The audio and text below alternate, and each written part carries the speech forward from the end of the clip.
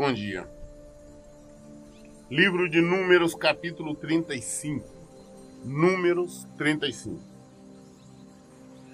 Nas planícies de Moabe, junto ao rio Jordão, nas proximidades de Jericó, que ficava do outro lado do rio, Deus falou a Moisés e orientou-o.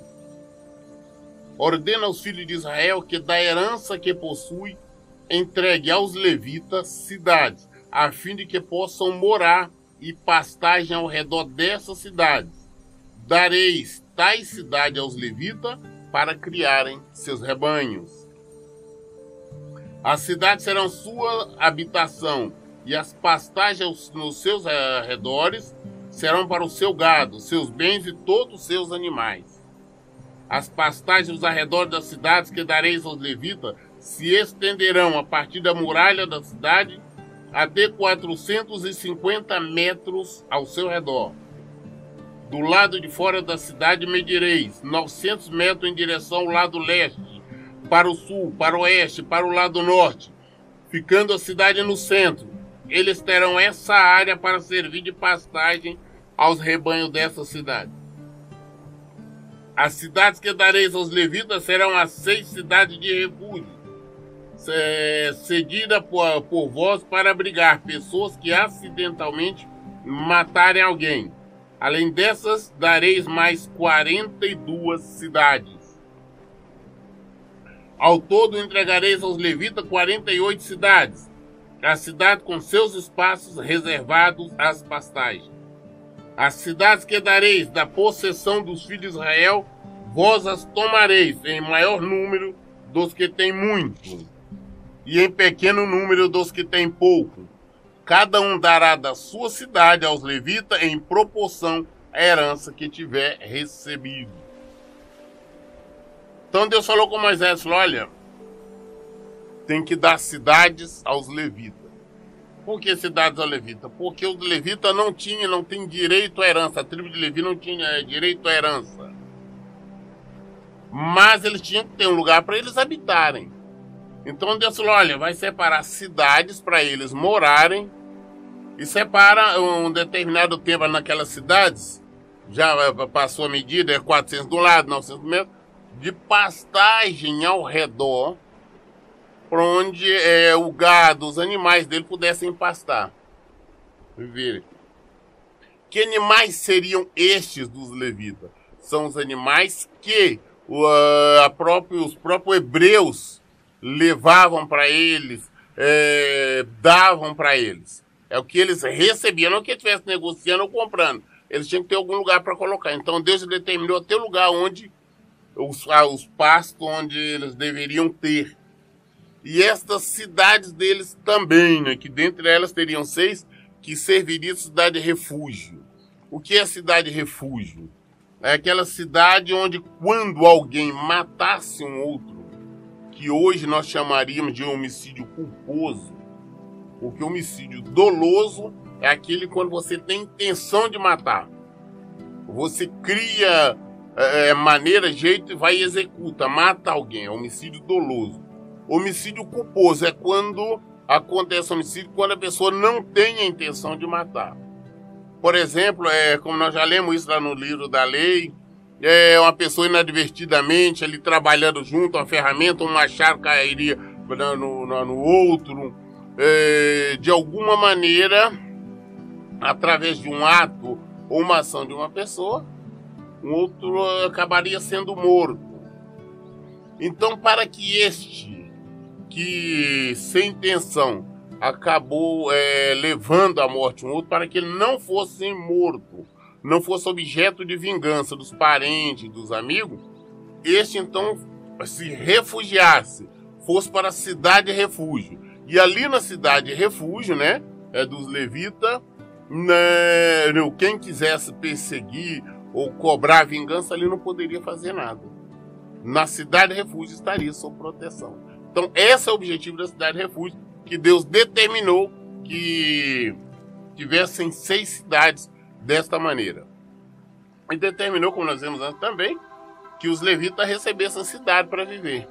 E essa cidade, que cada uma daquelas pessoas que receberam herança, né, os irmãos, as tribos, Cada uma delas que desse, quando quem tivesse mais, desse mais, quem tivesse menos, desse menos, de acordo com a proporção que tivesse, lugares para eles habitarem e criar os seus rebanhos. Então o Senhor falou a Moisés e lhe ordenou: fala assim aos israelitas: quando tiverdes passado o Jordão para a terra de Canaã, escolhereis cidades das quais fareis cidade de refúgio, onde possa refugiar-se o homicida que tenha matado alguém sem intenção ou inadvertidamente. Estas cidades vos servirão de refúgio contra o vingador do sangue, e o homicida não deverá morrer antes de ter comparecido para o devido julgamento diante da congregação israelita. As cidades que darei serão para vós 6 cidades de refúgio. Designarei 3 cidades deste lado do Jordão e 3 outras do lado de Canaã. Tanto para o israelita como para o estrangeiro e para aquele que mora no meio de vós, essas 6 cidades servirão de refúgio, onde possa se refugiar aquele que matar alguém involuntariamente. Entretanto, se feriu alguém com um objeto de ferro e disso resultou a morte dessa pessoa, é um assassino e, portanto, o homicida terá de ser executado. Se feriu com uma pedra apropriada para matar e a pessoa agredida morrer, igualmente é um homicida e, como assassino, deverá pagar com a própria vida. Ou se ainda se feriu alguém com instrumento de madeira apropriado para matar e a vítima morrer igualmente, é assassino, será, portanto, morto tal homicida. O vingador do sangue da vítima matará o assassino, assim que o encontrar, o executará. Se alguém com ódio empurrar uma pessoa com intenção de matar ou atirar algum objeto contra ela, de modo que essa pessoa venha a morrer, ou se com hostilidade desferir-lhe um soco, provocando assim a sua morte, tal agressor deverá ser executado, pois é também homicida. O vingador da vítima matará o assassino quando o encontrar.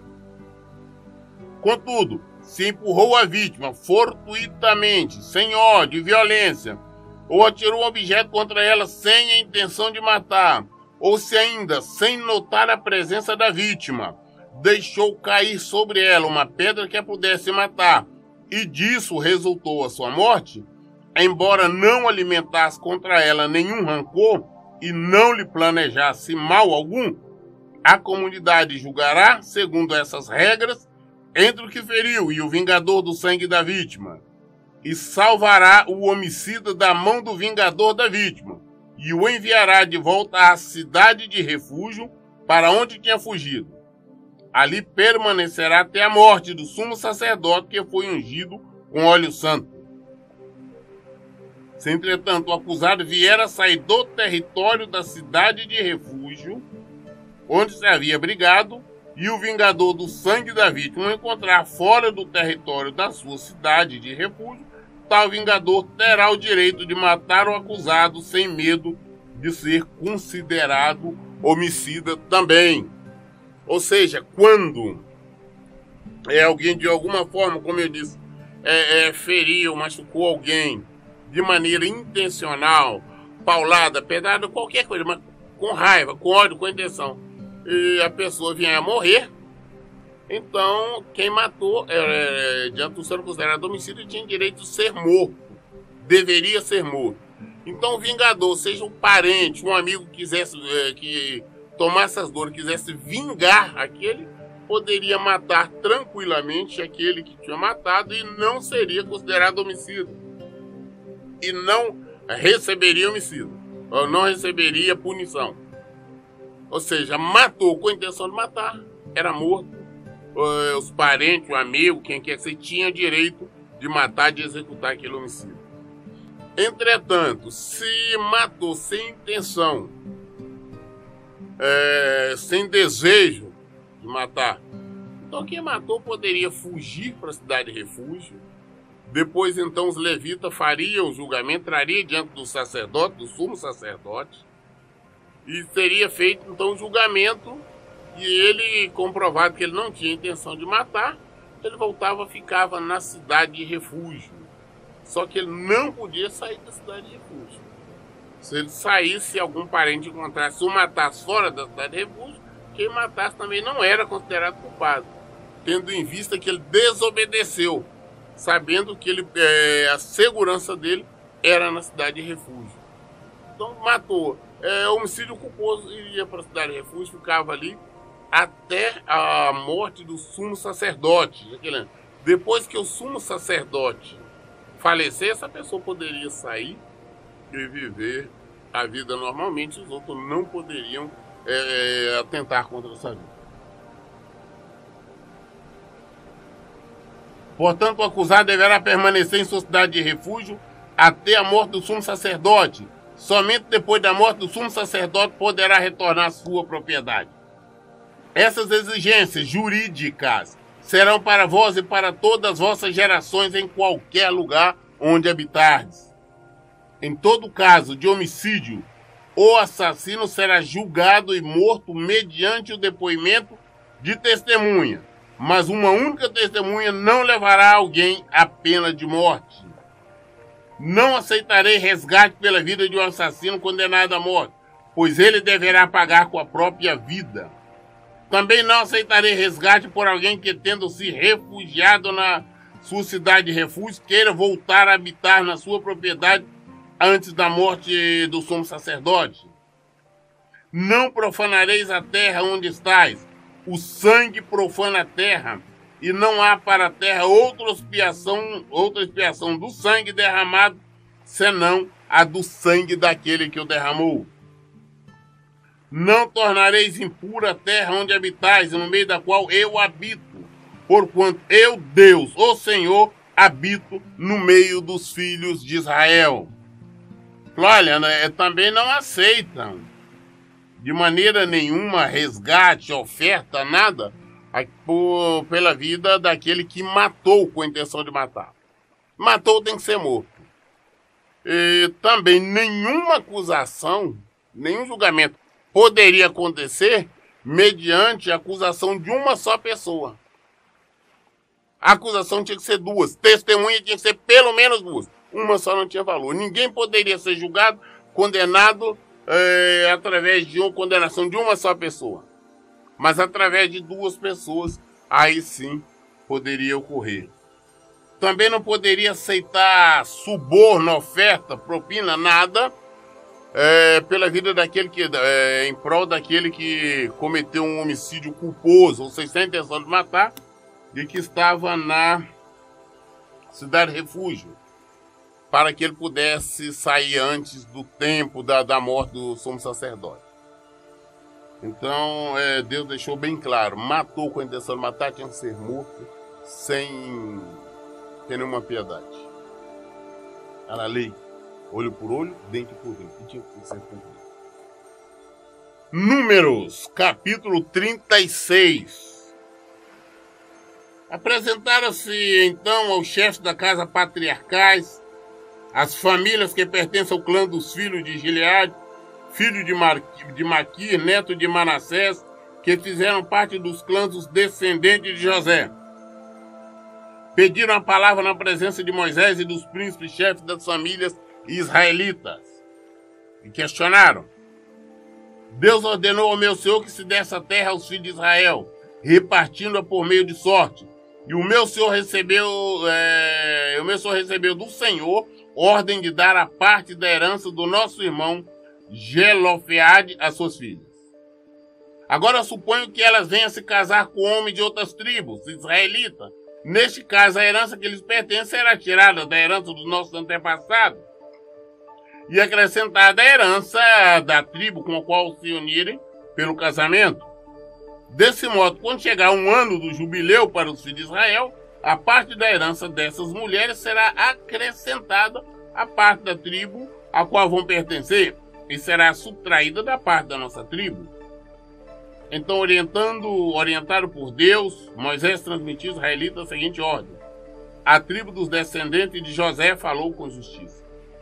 Eis que Deus ordena quanto às filhas de Zelofeade, elas têm permissão para casar-se com quem lhe parecer bem, contanto que se case dentro do clã da tribo do seu pai. A herança dos filhos de Israel não passará de tribo a tribo. Os israelitas permanecerão vinculados a cada um à herança de sua tribo. Qualquer filha que possui uma herança em uma das tribos dos filhos de Israel deverá casar-se com um homem de um clã da sua própria tribo paterna, de modo que os filhos de Israel conservem cada um a herança de seu pai. Uma herança não poderá ser transferida de uma tribo para outra, pois cada tribo israelita deverá manter as terras que herdou. As filhas de Zefoleade fizeram exatamente de acordo com o que o Senhor havia ordenado a Moisés. As filhas de Zelofeade, Maalá, Tirza, Ogla, Milca e Noa casaram-se com seus primos paternos, dentro dos clãs dos descendentes de Manassés, filho de José, e a herança delas permaneceu no clã e na tribo de seu pai. Então a queixa ali foi essa, porque tinha essas moças que, como o pai não teve filho, ela também tinha direito à herança. Elas receberam a herança, mas só que se elas casassem com uma outra tribo, casassem com a tribo de Judá, ou qualquer uma outra tribo, o que aconteceria? O marido delas tomaria posse daquela terra, e aquela terra que era da tribo de Manassés passaria para uma outra tribo. Ou seja, iria tirar parte de uma tribo. Então elas foram e Deus determinou, falou não, cada um vai casar, neste caso delas, quando for mulheres, que recebeu propriedades, né, herança do Senhor, terras do Senhor, elas deveriam casar com sua própria tribo, para que não tirasse a herança da tribo de Manassés, ou da tribo que outras venham a pertencer. Cada herança que o Senhor deu para cada tribo deveria ficar na tribo, parentes, todos ali, e não passar por uma outra tribo. Portanto, são essas as leis e os mandamentos que Deus ordenou aos israelitas por intermédio de Moisés nas campinas de Moabe, junto ao Jordão, a caminho de Jericó, que ficava do outro lado do rio Jordão. Nós concluímos aqui então a leitura do livro de Números. Encerramos aqui no capítulo 36. Vamos iniciar então o livro de Deuteronômio. Deuteronômio quer dizer a repetição das leis. As leis nós vemos em Levítico de maneira clara. E Deuteronômio, a palavra quer dizer repetição. Apesar que Deuteronômio não fala tanto sobre as leis como em Levítico. Mas o nome quer dizer isso, a tradução quer dizer isso. Então já estamos no Deuteronômio, que é o 5º livro. Nós temos que saber que esses 5 livros da Bíblia, né, que é chamado, né, do Pentateuco, eles foram escritos por Moisés. Os 5 primeiros livros da Bíblia foram escritos por Moisés. Estas são as palavras, capítulo 1 de Deuteronômio.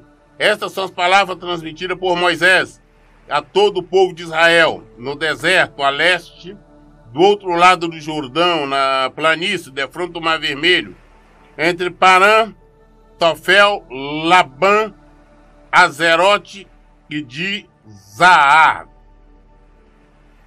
Em 11 dias de marcha pelo caminho dos montes de Seir, é possível ir de Horeb a Casbarneia. No 40º ano, no primeiro dia do 11º mês, Moisés falou aos filhos de Israel conforme tudo o que Deus lhe ordenara a respeito deles. Ou seja, 40 anos, já tinham saído do Egito, 40 anos, no 10º mês, 40 anos e 10 meses, no primeiro dia, então, que Moisés falou com eles, que eles tinham saído. Esse fato ocorreu logo depois que Moisés derrotou Seom, rei dos amorreus, que habitava em Esbom, e Og, rei de Bassã, que vivia em Asterote. Quando os israelitas estavam no outro lado do Jordão, a leste, nas terras de Moabe, Moisés começou a explicar ao povo esta Torá, quer dizer, esta lei, dizendo: assim falou-nos Deus, nosso Deus, no Horebe, já permaneceste tempo suficiente neste lugar. Levantai vosso acampamento e retomai a vossa caminhada em direção à região serrana dos amorreus. Ide a todos os povos vizinhos, no vale do rio Jordão, no Arabá, pela faixa da terra de relevo variável entre as planícies costeiras e as montanhas, a Cefalá, no Negueb, e ao longo da faixa litorânea do mar Mediterrâneo, a terra dos cananeus, e ao Líbano, até o grande rio, o Eufrates. Eis, portanto, a terra que eu vos dei. Entrai para possuir a terra que o Senhor, sobre juramento, prometeram dar a vossos pais, Abraão, Isaque e Jacó, e depois deles a sua descendência. Agora está na hora de vocês ir assumir a terra que eu vos dei. Eu tenho falado sobre isso, é interessante que Deus está falando, é a terra que eu vos dei. Entra para possuir, entra para assumir. Mas essa terra era habitada.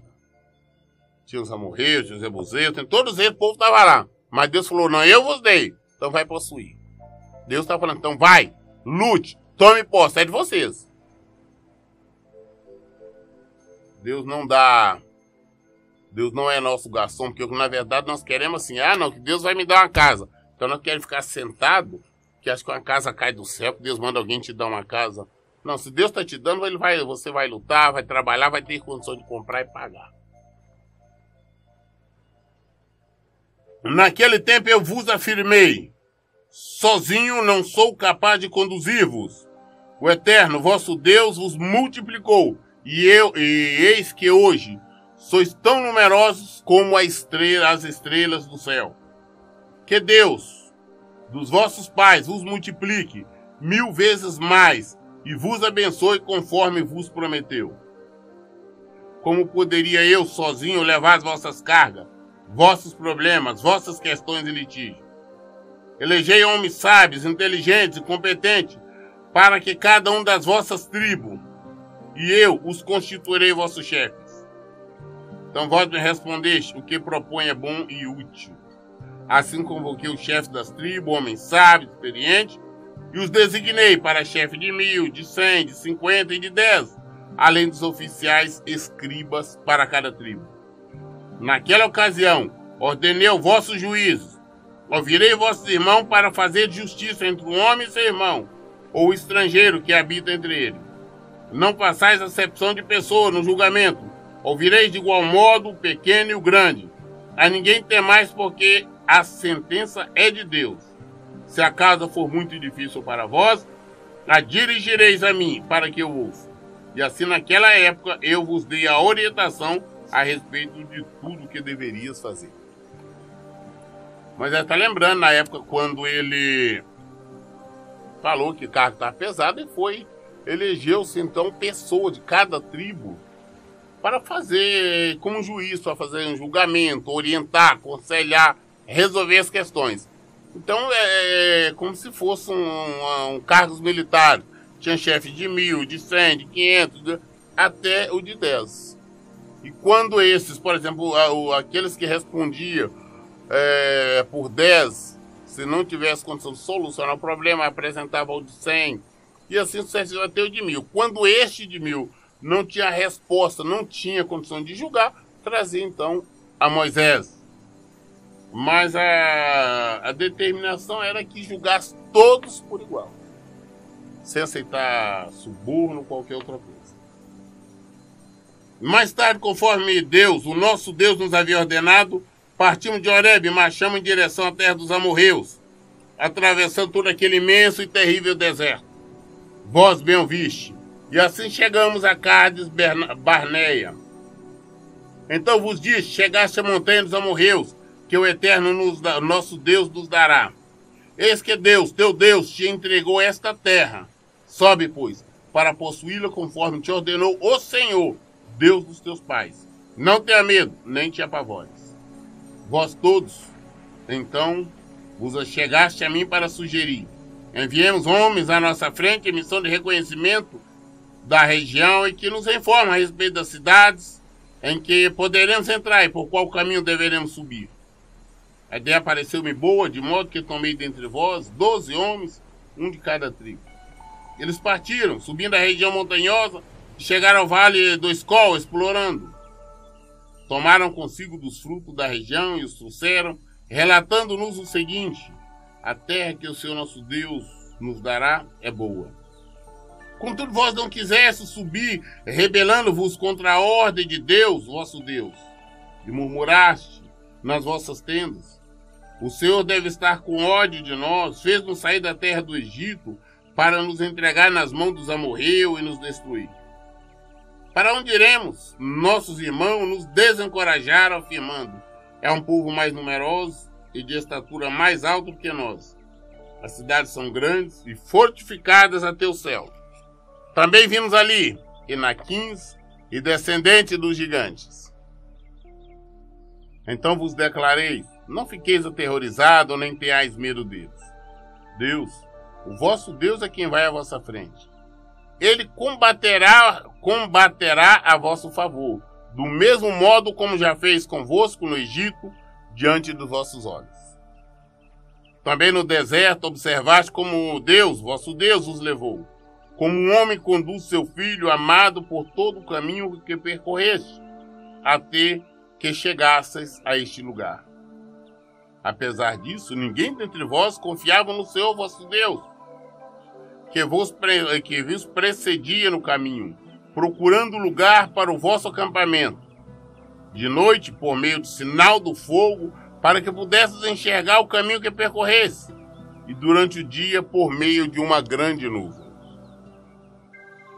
E Moisés continuou suas palavras: quando o Senhor ouviu vossas queixas e ladainhas, ele ficou extremamente irado e proclamou este juramento: nenhum dos homens desta geração perversa verá a boa terra que eu jurei a dar aos vossos pais.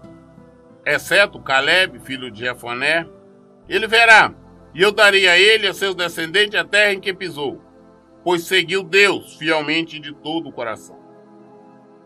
Por vossa causa, o Senhor enfureceu-se até mesmo contra mim, e determinou: igualmente tu não entrarás na terra prometida. Contudo, o teu auxiliar, Josué, filho de Num, entrará. Encoraja-o, porquanto é ele quem conduzirá o povo de Israel a tomar posse da terra. Vossos meninos, entretanto, dos quais dizeis que seriam tomados como presa, vossos filhos, que ainda não sabem discernir entre o bem e o mal, eles é que lá estarão. Eu darei a terra a eles para que a dominem.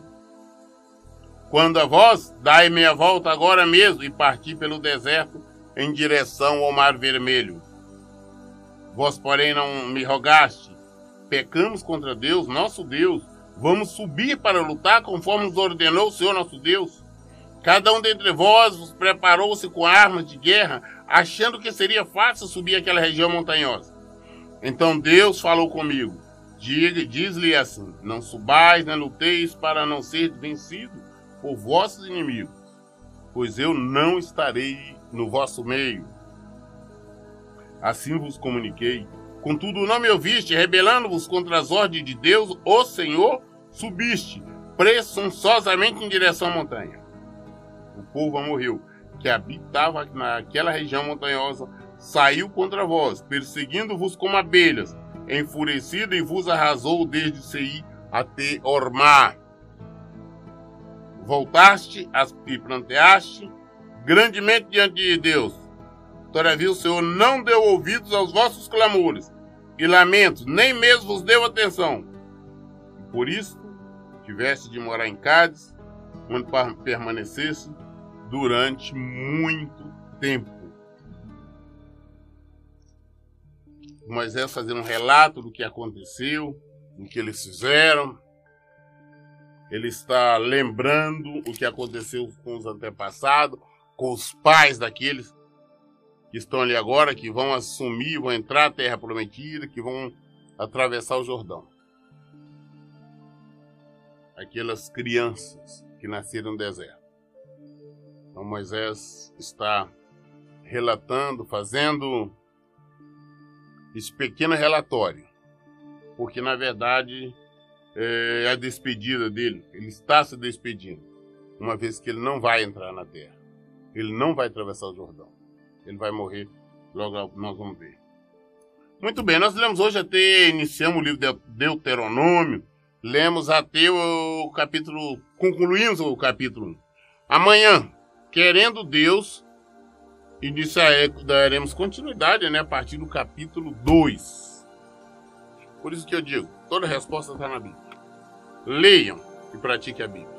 Que Deus abençoe. Então, bom dia.